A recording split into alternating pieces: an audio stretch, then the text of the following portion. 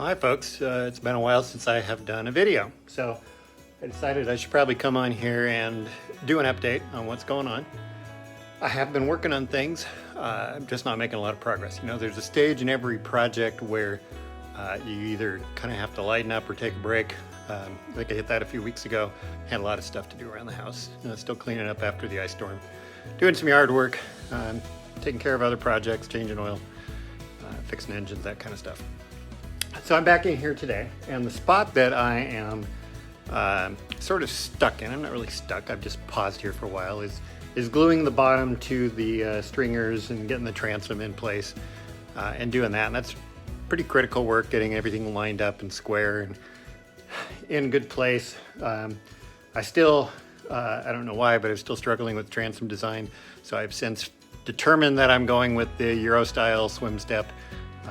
Partly because of the flexibility of mounting the engines when I get there, but partly because it fits in my limited shop space better. Doing the full transom, I'm working in a tight space, and some of you guys have warned me that that's going to be a challenge, and I knew it would. I totally accept that, and I knew that there would be decisions made because I had a tight shop space. I'm getting a hell of a boat. It's going to be 6 inches shorter than I probably would have done if I had an extra 8 or 10 feet, and in the end 6 inches isn't that big of a deal.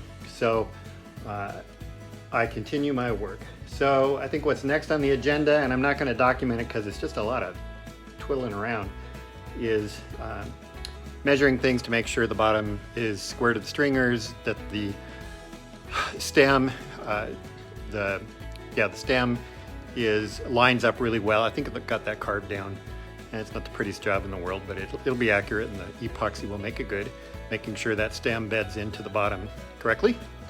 And then if I can get this glued down this afternoon, tomorrow I'm going to go up and buy another few sheets of I think it's 5/8 inch plywood to start doing the siding. That'll be an exciting step. Then when you get that on, there's a whole bunch of the fiberglass and fairing work, getting that other 3/8 inch sheet on it. But I just need to get over the hump and force myself to get this bottom glued together so I can move on to the next stage. 6 minutes of yabbering, I'm sorry about that, but there you go. Thanks, guys.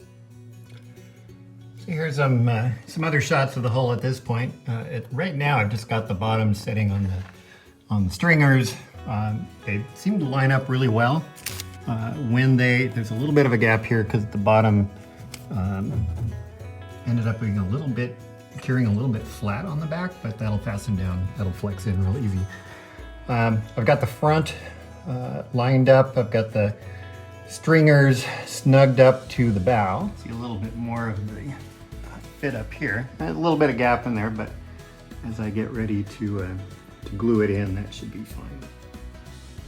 And then here you can see where I carved back on the stem to accept the bottom here, so that when the next layer of plywood sheeting goes onto the side down to the shear shelves, that it'll lay over here and then it'll lay flat along this and on. But I sure do like the shape of this bow. That's going to be a really nice right in the water. It's just got some really good shape to it. This is where it kind of gets exciting. So everything seems to line up good. Now is the point where I'm going to get on these chain hoists, and I will hoist the bottom up and start doing the wetting to prep the wood for the epoxy mix to glue things together. So fun fact here, these deck nails with the star head have been really useful in working on the boat for kind of clamping duties. I use this washer while I'm at it. It works really well. It keeps the head from sinking or digging into the wood too much. What I have discovered though is you only get about 3 or 4 uses out of these before the head breaks off. And then it's a freaking pain in the butt because you have to drill around and either break plywood or drill big holes to get out the shank of the screw. So I am throwing out my first batch of Power Pro Premium interior wood screws and bought a new batch. It's 11-12 bucks, not a big deal, but buying a new batch is a whole lot easier than constantly digging out the broken other heads. Well, what you're looking at there is the bottom glued to the stringers. And then clamped down with a whole bunch of screws. There's really no way to film this. I guess I could have put the camera on time lapse, but what I did is I just raised the bottom up and then I came underneath and I wetted all of the gluing surfaces with epoxy, just straight epoxy, several times over the course of about a half hour, wetting and re-wetting until it wouldn't take anymore. And then I made up a whole bunch of peanut butter stuff with some extra silicate and just doled it onto the stringer and also on the stem up front. And I did it a couple times because I wanted to make sure that when I put the bottom down and clamped it, that I would see the mixture squeeze out. And it did.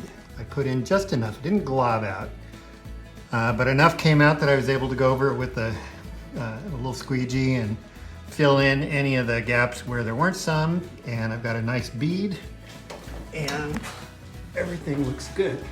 And I'm exhausted. This is one of those things, once you start, you can't really stop until it's done. And I had a couple of work phone calls right in the middle of it. But it was fine. I got it done. Then I did my chalk lines. Up here you can probably see I snapped a chalk line where the stringer is so I could go back and put in these screws to fasten it down. I didn't put them down super hard. I put them down tight enough that I got a little bit of squeeze on the epoxy mixture that I'd worked in there.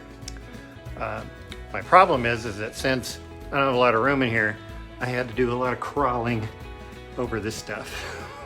Just back and forth and in and out, and my legs hurt. And I probably burned some calories today. But it's all good. That's gonna cure overnight. I'll keep the heater going so it cures really good. And then I can start working on the sides.